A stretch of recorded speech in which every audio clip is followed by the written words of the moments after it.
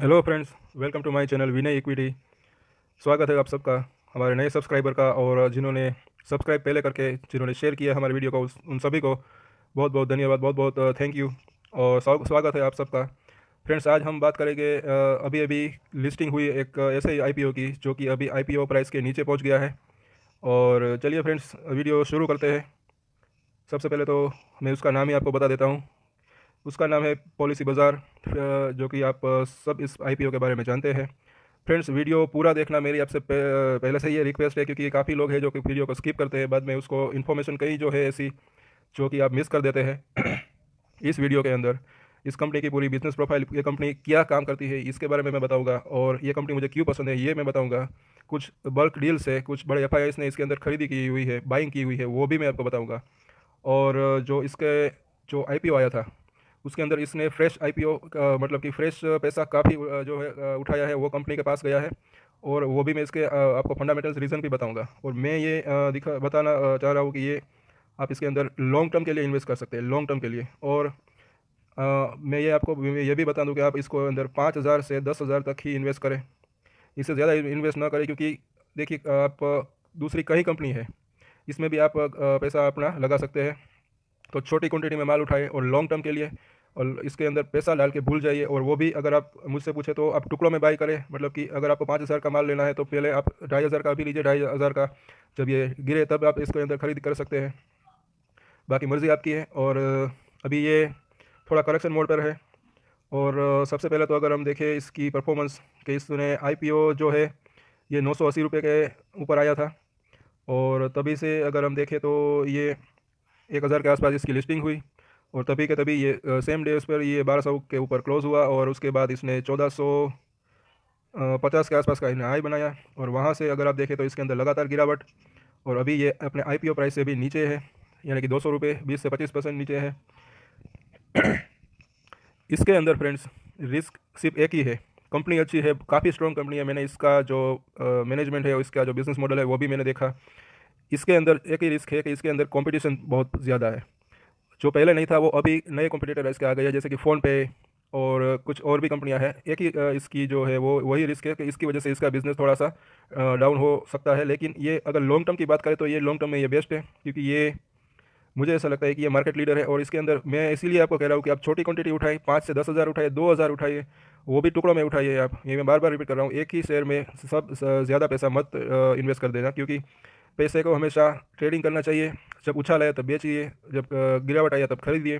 और इस स्टॉक के अंदर मैं जो बात कर रहा हूँ कि आप लॉन्ग टर्म के लिए इन्वेस्ट करें, तो ये छोटी सी अगर इन्वेस्टमेंट होगी तो इसको आपको देखने की ज़रूरत ही नहीं पड़ेगी। या 2,000, 5,000, 10,000 आप इन्वेस्ट करके भूल जाइए। 5 साल तक अगर आप रुकिए तो इसके अंदर अच्छा खासा रिटर्न आपको मिल सकता है। और ये 5 साल में 3 गुने होने की ताकत मैं आपको दिखाता हूँ। एक चीज़ आपको दिखानी ज़रूरी है कि आप बोले कि इसमें क्या है कि कोई पॉइंट शेयर बताओ ये इससे ज़्यादा परफॉर्म करता है, 1 साल में 5 गुना हो गया, 10 गुना हो गया। लेकिन ऐसा हर बार नहीं होता। 5 साल में 3 गुना अगर पैसा हो तो अगर आप देखें तो इसका जो वैल्यूएशन है वो कहाँ तक पहुँचेगा, सिर्फ आप कैलकुलेशन करें। अगर आपने 10,000 रुपये इन्वेस्ट किए और ये 5 साल में 3 गुना हो गए, तो आप मैं बोलता रहूँगा, आप ये साल गिनता बोलता रहूँगा, और आप इसको पढ़ लीजिए कि कितना पैसे आपको 25 से 30 साल में ये हो सकता है आपका। मतलब कि आप स्टॉक मार्केट के अंदर कहीं भी इन्वेस्ट करें, ये शेयर के अंदर इन्वेस्ट करें, जब ये इसमें 3 गुना पैसा हो जाए या आपका मर्जी का रिटर्न मिल जाए, उसके बाद आप दूसरे किसी स्टॉक में इन्वेस्ट कर सकते हैं, कि दूसरी अपॉर्चुनिटी को ढूंढ सकते हैं।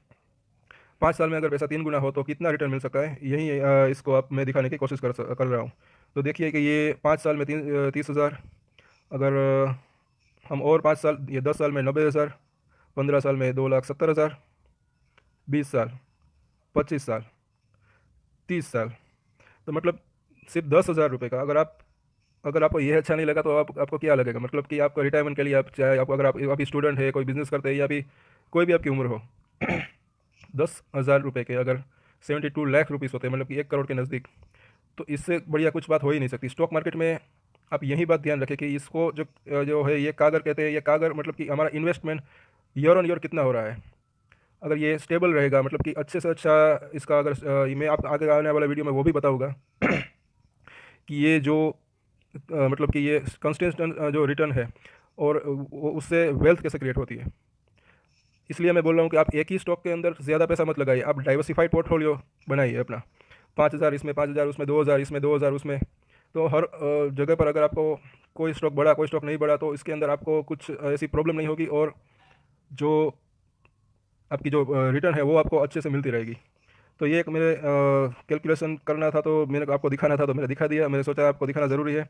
और चलिए आगे बढ़ते हैं पॉलिसी बाज़ार को। इसकी वेबसाइट पर मैं आपको लेकर आया हूँ। तो ये है इसकी वेबसाइट। आप देख सकते हैं कि इसके अंदर अगर आप देखें तो ये 50 से ज़्यादा इंश्योरेंस इसने जो है आपके लिए ये बता रहे हैं, और क्विक है, ईजी है। ये काफ़ी अच्छी वेबसाइट है। इसके थ्रू ये health insurance, investment, car insurance, bike insurance, family health care insurance, ऐसे काफ़ी ऐसे टर्म लाइफ इंश्योरेंस है जो कि ये लोग बेचते हैं। और ये खुद नहीं बेचते, लेकिन ये जो इंश्योरेंस कंपनियां होती हैं उनका प्रमोशन करके, या उनका जो इंश्योरेंस है, उनकी इंश्योरेंस पॉलिसी है, वो ये लोग ये लोग बेचते हैं, और उनसे उनको इस पॉलिसी बाज़ार को उनसे कमीशन मिलता है। तो इंडिया के अंदर अगर आपको लगता है कि इंश्योरेंस बिजनेस का फ्यूचर अच्छा है, तो मुझे ऐसा लगता है कि ये पॉलिसी बाज़ार का, इस कंपनी का फ्यूचर भी अच्छा है, क्योंकि ज़्यादातर कंपनियां इसी वेबसाइट, मतलब कि यही कंपनी के थ्रू अपना इंश्योरेंस बेचती है। क्योंकि पॉलिसी बाज़ार एक ऐसी कंपनी है कि जो आपको कंपेयर करके देती है कि आपके लिए कौन सा इंश्योरेंस बेस्ट है। क्योंकि ज़्यादातर रिटेलर को या किसी को नहीं पता होता है कि उनके लिए कैसा क्या रिटर्न सही है, और ये यहाँ पर सभी चीज़ें प्रोवाइड करती है। ये आप इसकी वेबसाइट पर मैं आपको सजेस्ट करूँगा कि आप विज़िट कर लेना। 50 50+ इंश्योरेंस कंपनी इसके ऑलरेडी कस्टमर है। कस्टमर मतलब कि ये इसके क्लाइंट है, और उनके ये इंश्योरेंस बेचती है। तो ये हो गई इसके बिज़नेस की बात। और ये लॉन्ग टर्म में काफ़ी अच्छा है, मैंने जैसे आपको कहा, क्योंकि इसने पैसा काफ़ी बाज़ार से उठाया है अपने आईपीओ में, और वो उस पैसे का इस्तेमाल अच्छे ज़रूर करेगी। अगर इसका, चलिए इसके जो आईपीओ की लिस्ट जो डिटेल थी वो भी हम देख एक आपको चेक करवा लेता हूँ। ये जो इसका आईपीओ आया था उसकी डिटेल है। और जैसे कि मैंने कहा कि ये टोटल आईपीओ है जो कि 5,700 करोड़ का था, और उसमें से 2,000 करोड़ ओएफएस था, यानी कि ऑफर फॉर सेल, ये प्रमोटर ने अपना माल बेचा, और 3,750 करोड़ कंपनी ने फ्रेश इश्यू ऑफर किए। यानी कि ये अगर आप देखें तो ये पैसा कंपनी के पास गया है। तो अगर आप इसका 10% भी अगर देख लें, 3,750 का 10% देख ले, तो ये 375 करोड़ होता है। तो इतना प्रॉफिट तो कंपनी कमा ही लेगी। जो ये अभी लॉस मेकिंग कंपनी है उससे ये प्रॉफिट में आना तो तय है, मुझे ऐसा लगता है आगे आने वाले सालों में। क्योंकि ये पैसा अगर इसका 10% भी ले, कंपनी इसका इस्तेमाल इससे भी ज़्यादा करेगी, इससे भी अच्छा रिटर्न कमा कर देगी, मुझे ऐसा लगता है इस पैसे से। और चलिए आईपीओ की थोड़ी सी डिटेल भी देख लेते हैं। कि जैसे कि आपको पता है कि ये लॉस मेकिंग कंपनी थी।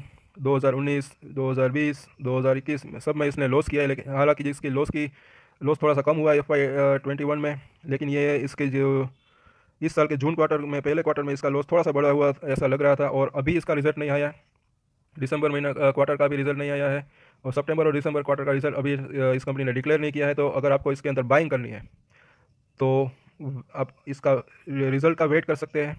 क्योंकि अभी सितंबर और दिसंबर का जो इसका रिज़ल्ट है, क्वार्टरली रिज़ल्ट, ये अभी कंपनी ने डिक्लेयर नहीं किया है आईपीओ आने के बाद। हालांकि दिसंबर में मंथ का तो ठीक है, लेकिन सितंबर क्वार्टर का रिज़ल्ट भी अभी ड्यू है, मतलब कि उसने डिक्लेयर नहीं किया है। तो अगर आप इसको इसमें वेट करना चाहते हैं तो वेट कर सकते हैं।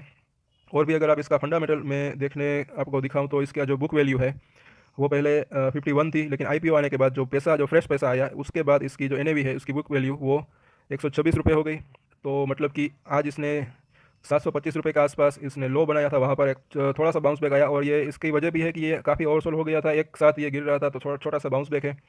और मुझे ऐसा लगता है कि ये 7 टाइम्स अपनी बुक वैल्यू के आसपास ये इसने सपोर्ट लिया है। और मैं अगर ज़्यादा से ज़्यादा इसके अंदर गिरावट की अगर बात करूँ, जो मुझे ऐसा लगता है अगर मार्केट में करेक्शन आया तो ये 500 से 550 के आसपास, या इससे थोड़ा सा ऊपर ये अपना बॉटम बना सकता है। और ऐसा भी हो सकता है कि ये यहाँ जो आज इसने बॉटम बनाया, ये यहीं ये इसका बॉटम, और यहीं से ये इसकी फिर तेज़ी चालू हो जाए। और और भी मैं एक चीज़ आपको बताना चाहता हूँ, जैसे कि मैं ये आपको वीडियो कट हो गया था, और इसके अंदर आपको दिखाना चाहता था कि मैं आपको ये दिखाना चाह रहा हूँ कि ये इसके जो मैं बल्क डील की बात कर रहा हूँ, जो बड़े FIS ने बाई की है, ये उसी की डिटेल है। ये NSE की वेबसाइट है, इसके अंदर ये बल्क डील अगर आप देख सकते हैं कि ये 15 नवंबर को, ये जिस दिन इसकी लिस्टिंग हुई थी, तभी पॉलिसी बाज़ार की जो बड़ी बल्क डील हुई थी। और ये बाइंग फ्रेंड्स ये 1200 रुपये पे हुई थी। 1200 रुपये, 1192 रुपये के आसपास। और ये 34 लाख, मतलब कि 34 लाख शेयर की क्वांटिटी उठाई थी। और ये म्यूचुअल फंड अगर आप इसको नहीं जानते तो मैं ये आपको बता दूं कि आप थोड़ा जूम कर लूँ। इनका नाम है capital research and management company account new world fund. तो ये बहुत बड़ा एक एफआईआई है, बहुत ही बड़ा एक म्यूचुअल फंड है ये ग्लोबली। और फ्रेंड्स ये लोग हमारी तरह मतलब कि इनके पास काफ़ी ज़्यादा इन्फॉर्मेशन होती है। ये लोग लॉन्ग टर्म के हिसाब से शेयर में बाई करते हैं, कंपनी में खरीदी करते हैं। तो ऐसा नहीं है कि ये इन्होंने मतलब कि आज के लिए खरीदा है, कल के लिए खरीदा है, 1 महीने के लिए खरीदा है, 2 महीने के लिए, लेकिन ये लॉन्ग टर्म के लिए अगर इनको कंपनी ये अच्छी लगी तभी इसने बाई की है। तो और ये भी 1200 रुपये पे, और आज ये स्टॉक का भाव 800 रुपये से भी नीचे चल रहा है। तो इस भाव पर, इस प्राइस पर इस कंपनी में छोटा सा निवेश अगर हम कर दे तो इसके अंदर खोने को मुझे नहीं लगता कि कुछ है। लेकिन मैं अगेन यही रिपीट करूँगा कि इसके अंदर छोटी सी क्वांटिटी उठाइए, क्योंकि और कई सारे स्टॉक्स है जिसके अंदर हम निवेश कर सकते हैं। अपना पोर्टफोलियो को डाइवर्सिफाई बनाइए, भले ही आप हमारा पोर्टफोलियो कितना भी बड़ा हो, लेकिन सब में थोड़ा थोड़ा इन्वेस्ट करना चाहिए। तो यही बात मैं आपको बताना चाहता हूँ। और एक और बात अगर मैं आपको दिखा दूँ कि इसकी जो शेयर होल्डिंग पैटर्न है वो भी मैं आपको दिखाना चाहता हूँ।